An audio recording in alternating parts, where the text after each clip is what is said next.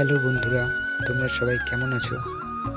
গত 6 জুন 2026 অর্থাৎ শনিবার সকাল সকাল বেরিয়ে পড়েছিলাম পশ্চিম মেদিনীপুর জেলার ক্ষীরপাই বড়মার উদ্দেশ্যে।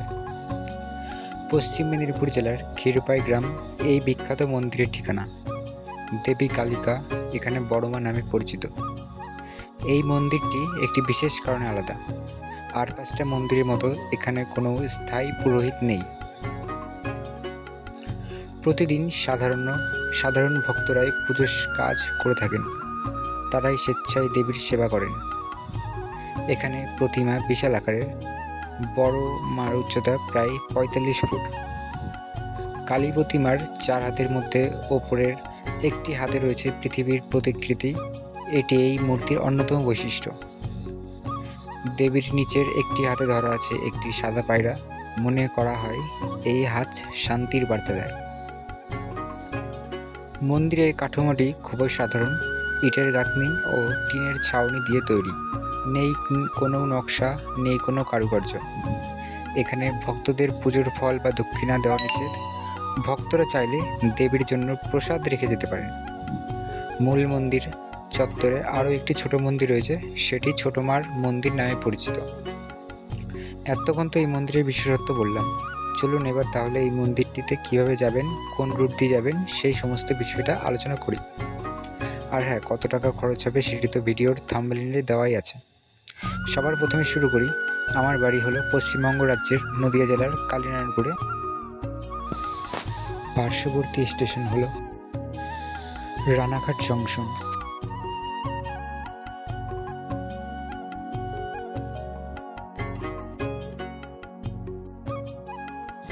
রানাঘাট স্টেশন অর্থাৎ নদিয়া জেলার সবথেকে অন্যতম যে জংশন রয়েছে, সবথেকে ভিড় এবং সবথেকে বেশি জনবহুল যে স্টেশন, রানাঘাট স্টেশন। ঠিক তার পার্শ্ববর্তী স্টেশন হচ্ছে কালীনারায়ণপুর স্টেশন। আপনাদের জন্য এই রুটটি শিয়ালদা বা হাওড়া থেকে সুবিধা হবে। সকাল সকাল বেরিয়ে পড়েছিলাম কালীনারায়ণপুর থেকে শান্তিপুর ট্রেন ধরে শিয়ালদা যাবার জন্য। শিয়ালদা থেকে 6টা 58-তে প্রথম মেট্রো যাত্রা শুরু হয়। আর মেট্রোতে করে হাওড়া যেতে খরচ হয় মোট 20 টাকা। মেট্রোতে করে হাওড়া পৌঁছে হাওড়া স্টেশন থেকে পাঁশকুড়া যাবার জন্য প্রচুর ট্রেন রয়েছে। তার আগে বলে দিই, শিয়ালদা থেকে ক্ষীরপাই যাবার কোনো ট্রেন নেই। হাওড়া থেকে অনেক রুট দিয়ে ক্ষীরপাই যাওয়া যায়, যেমন Arambag local, Goghat local, Garhbeta, Chandrakona road, যেটি শালিমার থেকে 7টা 35-এ ছাড়ে। তারপর পাঁশকুড়া লোকাল। আর এছাড়াও রয়েছে হাওড়া স্টেশনের ঠিক বাইরে থেকে ক্ষীরপাই যাওয়ার বাস রয়েছে। ক্ষীরপাই এবং চন্দ্রকোনা যাওয়ার বাস রয়েছে, যদিও ওতে লাগে অনেকক্ষণ, প্রায় 4 ঘন্টার কাছাকাছি লেগে যায়। তো বাসে আমরা যাইনি, তখন আমরা ট্রেনের অপশানটাই নিয়েছিলাম। বাকি যে রুটগুলো বললাম সেগুলি একটি ট্রেন মিস করলে পরের ট্রেন প্রায় 2 থেকে 3 ঘন্টা পর। আর পাঁশকুড়া লোকাল রুটে পরপর সব ট্রেন, আর সবগুলি প্রায় 15 থেকে 20 মিনিট পর ছাড়ে। ভাড়া নেবে মাত্র 15 টাকা। সময় লাগবে 1 ঘন্টা 43 মিনিট।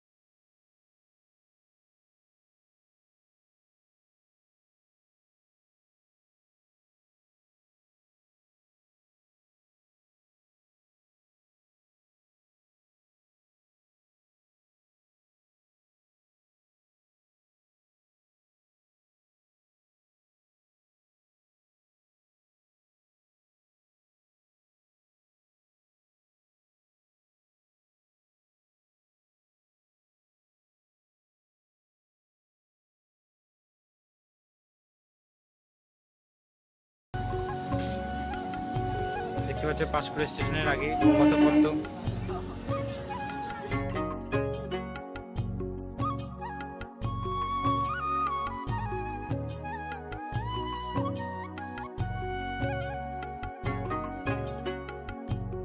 পাঁশকুড়া স্টেশনে নেমে ওভারব্রিজে উঠে বাঁদিকে চলে গেলে স্টেশনের বাইরে বেরিয়ে ঠিক ডান দিকে মাত্র 3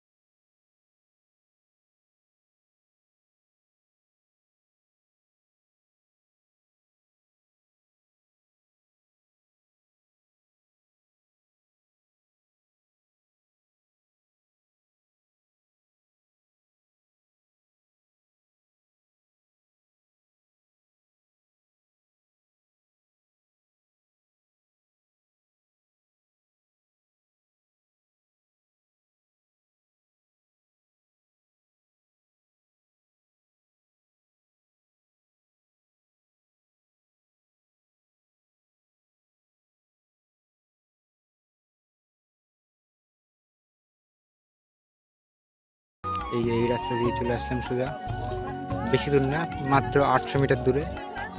যদিও গুগলে দেখায় 950 মিটার, অত না, মানে 700-800 মিটার মাত্র। এই চারিদিকে যে ফাঁকা মাঠ। রানাঘাট থেকে চলে আসলাম আমরা পশ্চিম মেদিনীপুর ক্ষীরপাই বড় মায়ের মন্দির পুজো। চলো দেখাচ্ছি মন্দিরটা।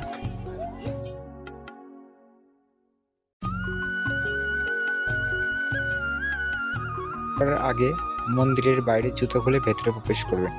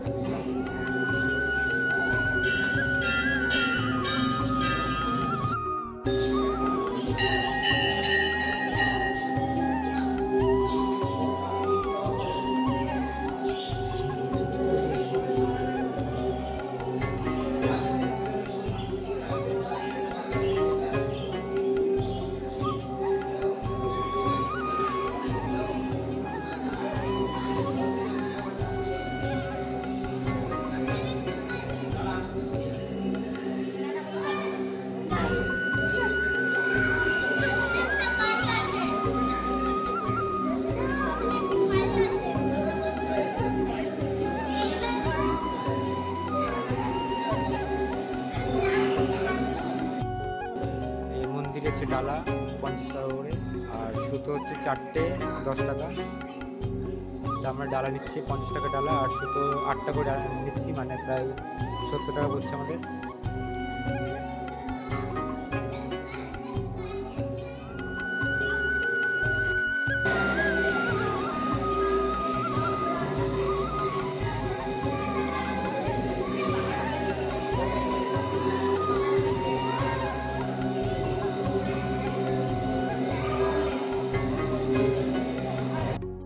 এই যে মন্দিরের ঠিক পাশের ঘরটায় বাবা মহাদেব বসে আছে, আর মানব করেছেন। দেখো কত বেঁধে রেখেছে মানব।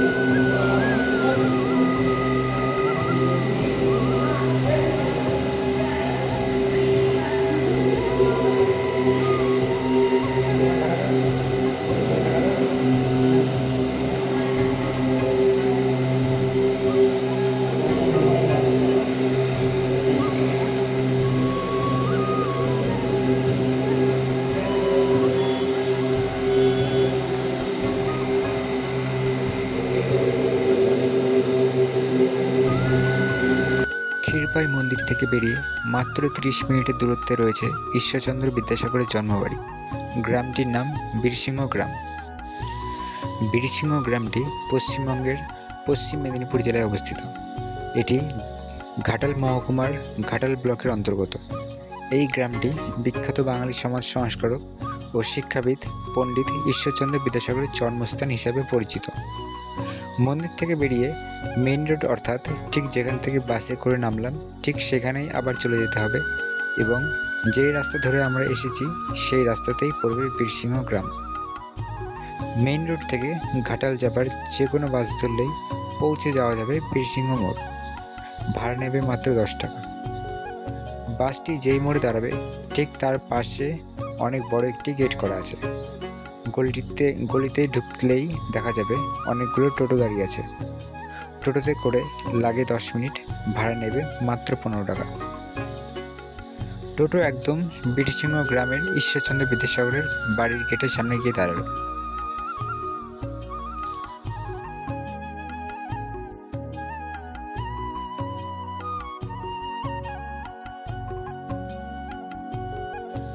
ভিডিওটির সেকেন্ড পার্টে ঈশ্বরচন্দ্র বিদ্যাসাগরের বাড়ির সম্পূর্ণ ভিডিও থাকবে। আমার চ্যানেলে গিয়ে সেকেন্ড পার্টটা অবশ্যই দেখে নিও এবং ভিডিওটি ভালো লাগলে অবশ্যই চ্যানেলটিকে সাবস্ক্রাইব করে দিও।